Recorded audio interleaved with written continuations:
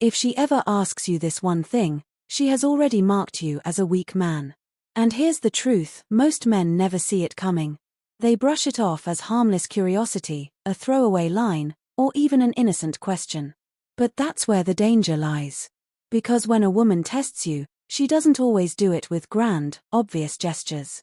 Sometimes, it's just a few carefully chosen words, a simple question that seems small but carries the weight of everything she truly feels about you. I've seen it happen to guys like Michael, a 34-year-old accountant from Ohio who thought he had it all figured out. He was dating a woman named Ashley, beautiful, charming, the kind of woman who could light up a room the moment she walked in. To his friends, it looked like the perfect relationship.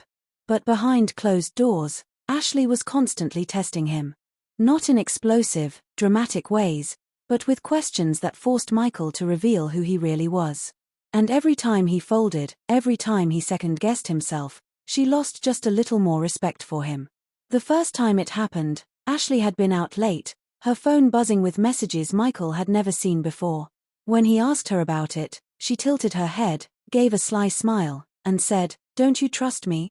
Now, most men, like Michael, think the safest answer is, "Of course I trust you." But here's the problem. In that moment, Ashley wasn't looking for reassurance. She was testing whether he would crumble under pressure. If he said yes without holding her accountable, she would know she could push boundaries without consequence. A strong man would stay calm, not emotional, not accusatory, but steady. He would watch her actions instead of being pacified by her words. But Michael panicked. He caved, desperate not to upset her. And from that day forward, Ashley knew he was too afraid of losing her to stand his ground. It didn't stop there. A few weeks later, Ashley asked him if she could borrow some money. On the surface, it seemed harmless, she framed it as a casual request, nothing serious. But the truth was, she wanted to see if Michael would give without question, if he would sacrifice his boundaries just to keep her happy. And he did. He handed her cash every time, thinking it would prove his love.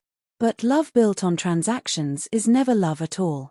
Attraction doesn't grow from pity, and the moment you allow yourself to become her safety net at the expense of your dignity, she stops seeing you as a partner and starts seeing you as someone to control. There was another night, when Ashley leaned against the doorframe, twirling her hair, and asked, "Would you be mad if I did?" She didn't finish the sentence, but Michael knew what she was hinting at. Maybe a trip with her girlfriends, maybe drinks with a male coworker, it didn't matter. What mattered was the question itself. It was bait. A strong man would calmly say, "If it crosses my boundaries, then yes, I would care. And if that's a problem, maybe we're not on the same page." No pleading. No bargaining. Just a steady reminder that respect has lines that cannot be crossed. But Michael laughed it off nervously and said, "No, of course not." And with that single answer, Ashley learned that he was more afraid of rocking the boat than standing up for what mattered to him. When she asked him, "Why do you care so much?" after he confronted her about shady behavior, he retreated. He doubted himself, just like she wanted. A strong man would have said, "I care because loyalty matters. Because respect matters. And if you don't see that, then maybe we're not right for each other." But Michael, like so many men, silenced his instincts. And when a man silences himself for fear of upsetting a woman, he loses her respect far quicker than if he had simply spoken his truth. Romantic tension always lingers in these tests, because women are drawn to strength more than anything else. They may smile, flirt, even lean in close when they're testing you, but beneath the surface, they're not seeking reassurance, they're seeking certainty. They want to know if the man across from them is unshakable. When Ashley asked Michael, "Why are you so jealous?" after spending too much time with another guy, he jumped into defense mode. "I'm not jealous, he explained, he justified, he pleaded." But a strong man wouldn't have needed to defend himself. He would have stayed calm, not letting the word jealous rattle him, because he would know the truth, it wasn't about jealousy. It was about her actions, and whether they aligned with respect. Every question was a trap, and Michael fell into each one. "Why can't you just let it go?" she asked after hurting him. "Why are you making such a big deal out of nothing?" she teased when he stood his ground. "Why do you care who I talk to?" she asked with a smirk when another man's name popped up on her phone. Every time, Michael backed down, desperate to keep her. And every time, Ashley lost just a little more attraction. Because here's the unspoken truth: women don't fall in love with men who shrink. They don't respect men who beg. They don't desire men who explain themselves into exhaustion. They fall for men who are calm under fire. Men who don't need to shout to make their point. Men who say what they mean and hold to it, even if it costs them the relationship.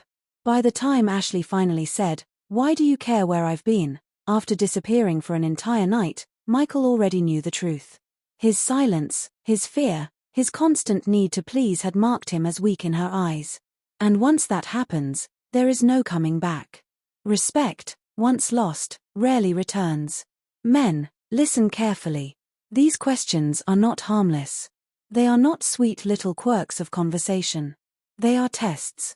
If you fold under them, if you retreat into silence or excuses, she will never look at you the same again. But if you stand firm, calm, grounded, unshaken, she won't just test you less. She will admire you, respect you, and yes, even desire you more. Because women may test you, but deep down, they long to find a man who cannot be moved. So, the next time she asks you that one question, don't answer with fear. Don't crumble. Don't apologize for your standards. Stay steady. Because in that moment, she's not really asking the question out loud. She's asking herself something silently: is this man strong enough to lead, or have I already marked him as weak?